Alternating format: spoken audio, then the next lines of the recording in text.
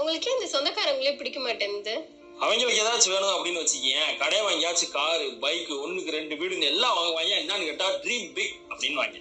இதே நம்ம ஏதாச்சும் பண்ணோம்னா, தம்பி அகலக்கால் வைக்காதீங்க, இருக்கிறத வச்சு சந்தோஷமா இருந்து பழகுங்க அப்படின்னு வாங்கி.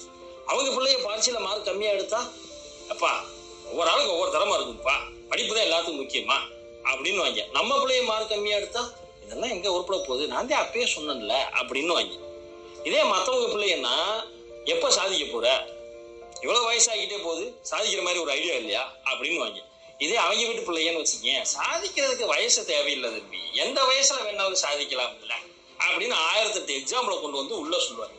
நம்ம வீட்டு பிள்ளைய ஏதாச்சும் கஷ்டப்பட்டு செஞ்சு வந்து தோத்து போய் நின்னாலும், என்னோட உழைப்பு பத்தலப்பா, நல்லா உழைப்ப போட்டுக்க வேணாமா அப்படின்னு வாங்க. அவங்க வீட்டு பிள்ளைய ஏதாச்சும் பண்ணியிருந்தா, நம்ம என்னதே உழைப்ப போட்டாலும் நம்ம தலையில என்ன எழுதியிருக்கோ அதுதான் நடக்கும் பாருங்க அப்படின்னு வாங்க.